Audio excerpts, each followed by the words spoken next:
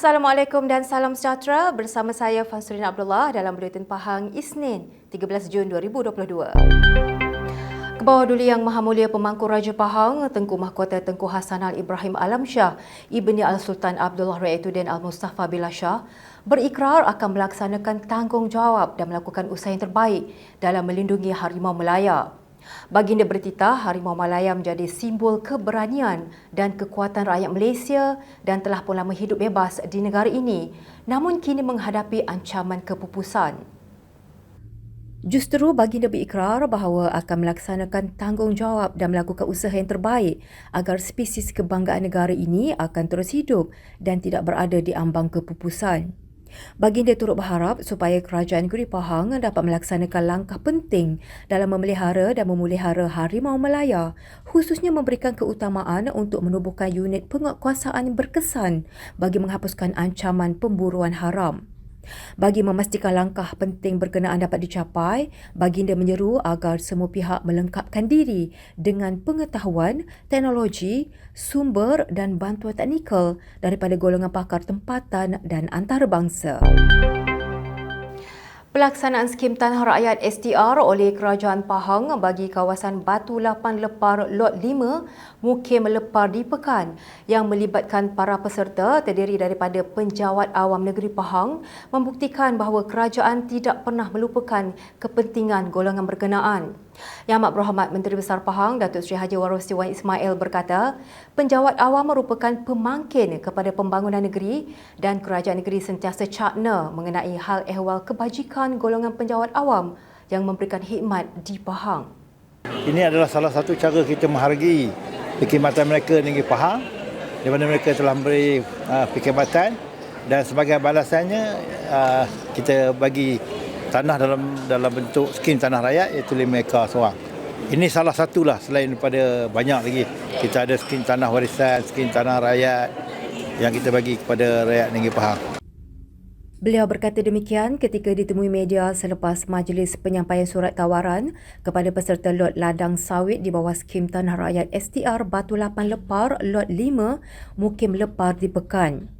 Hadir sama ialah Yang Berhormat Setiausaha Kerajaan Pahang Datuk Seri Dr. Salahuddin Ishak, Yang Berhormat Pegawai Keuangan Negeri Yang Berhormat Datuk Indra Nazri Abu Bakar, Pengerusi Jawatan Kuasa Sains, Teknologi, Inovasi, Komunikasi dan Multimedia Negeri Pahang yang juga Ahli Dewan Negeri Bebar Yang Berhormat Datuk Haji Muhammad Fakhruddin Muhammad Arif, Ketua Pegawai Eksekutif Perbadanan Kemajuan Pertanian Negeri Pahang PKPP Yang Berhormat Datuk Suhaimi Yunus, Pegawai Daerah Pekan Yang Berhormat Datuk Zalizar Zulkifli dan Parisan Ahli Dewan Negeri serta pemimpin tempatan.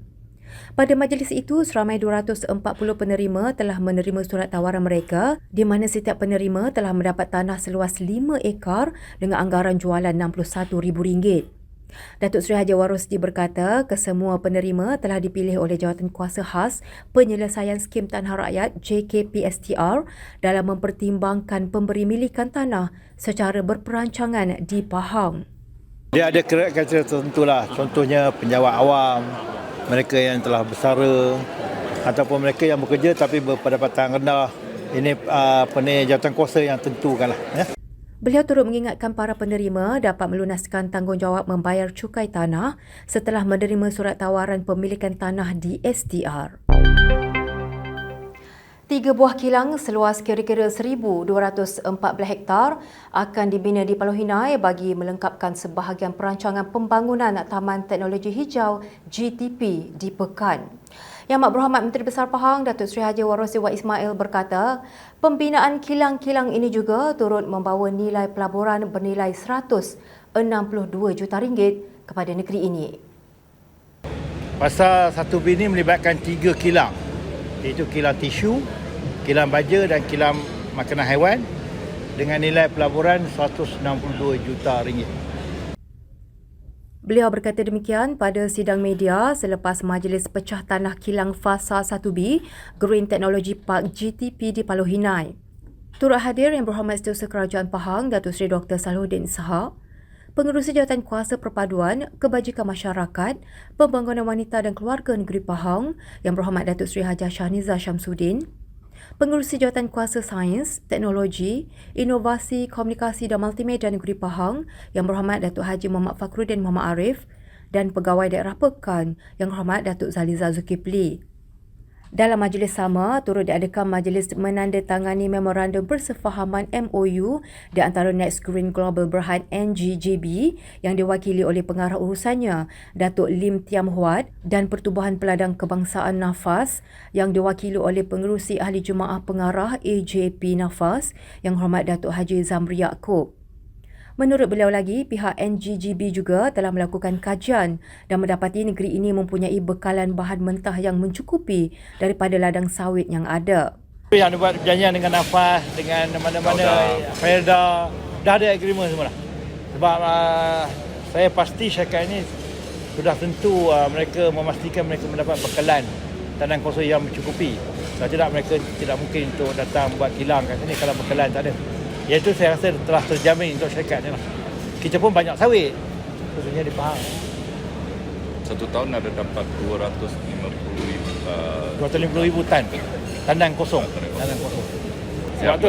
Sebab tu dia datang melabur di Pahang. Ya, sebab dia. Tambah beliau lagi, pembinaan kilang ini juga akan memberi peluang pekerjaan kepada penduduk setempat, termasuklah kepada masyarakat orang asli. Pencalonan Sekolah Kebangsaan Kempadan dalam anugerah sekolah terbaik dunia bagi kategori inovasi nyata telah mengharumkan nama negara dan khususnya negeri Pahang sendiri. Yang Amat Berhormat Menteri Besar Pahang Datuk Seri Haji Warosi Wan Ismail turut menzahirkan ucapan tahniah dan rasa bangga dengan pencapaian sekolah berkenaan yang juga di bawah tajaan Kerajaan Negeri Pahang melalui Yayasan Pahang bermula tahun 2015 hingga 2021. Menurutnya, penajaan berkenaan adalah untuk menjalankan program sekolah amanah yang merupakan pendekatan baharu dalam bidang pendidikan untuk memperkasakan sekolah dengan memberi autoriti untuk mengurus dan membuat keputusan bagi meningkatkan prestasi pelajar. Anugerah ini dilancarkan oleh sebuah organisasi peringkat global, T4 Education, dengan kerjasama Yayasan Hasanah, Templeton World Charity Foundation, Accenture and American Express yang menawarkan hadiah keseluruhan wang tunai bernilai lebih RM1 juta. 3 finalis terbaik akan dipilih untuk setiap 5 kategori anugerah sekolah terbaik dunia, iaitu kolaborasi komuniti, tindakan alam sekitar, inovasi, menangani cabaran dan menyokong kehidupan sihat. Pemenang bagi setiap kategori akan diumumkan pada Minggu Pendidikan Dunia yang diadakan pada 16 hingga 21 Oktober depan dan akan menerima RM219,950. Seperti mana yang dinyatakan oleh pengasas T4 Education, Vikas Pota, sekolah yang disenarai pendek ini dipilih menerusi penceritaan kisah-kisah inspirasi sekolah yang mengubah kehidupan murid menjadi perubahan sebenar kepada komuniti serta menjadi sekolah contoh kepada orang ramai. Kewujudan Nature Lifeguard yang pertama di Taman Negara Kuala Tahan di Jerantut dilihat mampu menjadi nilai tambah kepada destinasi pelancongan tumpuan ramai ini. Timbalan Pengerusi Tourism Pahang Yang Berhormat Datuk Seri Haji Sheikh Muhammad Puzi Sheikh Ali berkata, beliau yakin dan percaya bahawa keindahan alam semula jadi ini akan dapat tempat di hati ramai pelancong ekoran jaminan keselamatan yang lebih baik. Dan ini adalah merupakan satu usaha yang terbaik daripada APM Pahang merintis jalan bagi Nature Lifeguard ini di tempat-tempat lain di Malaysia. Memang penting Nature Lifeguard ini, kalau tempat-tempat sebegini, nature ni kita terlibat dengan hutan, terlibat dengan sungai dan juga pergerakan bot-bot ataupun sampan-sampan. Ini kadang-kadang memungkinkan akan berlaku musibah-musibah tertentu dan demi keselamatan pelancong kita perlu ada Nature Lifeguard ini untuk membantu menyelamatkan pelancong-pelancong. Beliau berkata demikian ketika ditemui Unit Komunikasi dan Media Pahang UKOM selepas majlis perasmian Nature Lifeguard di JT Kuala Tahan Jerantut. Turut hadir Pengarah Angkatan Pertahanan Awam Malaysia APM Negeri, Kolonel Cik Adam A. Rahman, Pengarah Bahagian Khidmat Pengurusan APM, Encik Yun Bun Chiu, Setiausaha Agung MAPIM, Encik Zulhani Zainul serta pemimpin setempat. Pada majlis sama, APM turut menerima sebuah bot berserta enjin daripada Malaysia Consultative Council of Islamic Organisation MAPIM bagi kegunaan Nature Lifeguard Kuala Tahan. Menerusi sumber portal Tourism Pahang, statistik ketibaan pelancong di Kuala Tahan telah merekodkan seramai lebih kurang 89,000 orang pada 2017, 83,000 orang pada 2018 dan 77,000 orang pada 2019 sebelum tiada jumlah kedatangan direkodkan ekoran penularan wabak COVID-19. Sementara itu, Pengarah Angkatan Pertahanan Awam Malaysia APM Negeri, Kolonel Cik Adam A. Rahman berkata, penubuhan pasukan Nature Lifeguard ini dianggotai mereka yang telah dilatih dan dilengkapkan dengan peralatan menyelamat serta kemahiran menolong seperti asas pertolongan cemas, asas renang, asas menyelamat di air, Search and Rescue SAR serta berkemahiran mengendalikan bot. Sebahagian 30 orang yang batch yang pertama yang kita latih ni adalah orang sebahagiannya orang asal di sini, kaum batik dan sebagainya, dan juga penduduk kampung di sini. Dan untuk makluman juga, bukan sahaja Nature Lifeguard, kita ada pasukan penyelamat pantai di Pantai Hiburan, Pantai Teluk Cempedak, Batu Hitam, di Pulau Tioman, dan yang terbaru insya-Allah dalam jangkaan kita akan buat dalam sebulan dulu lagi pasukan penyelamat pantai di Kuala Rompin.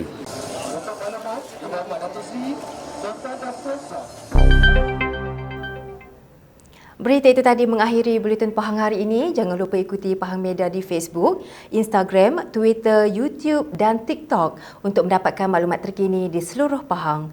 Assalamualaikum.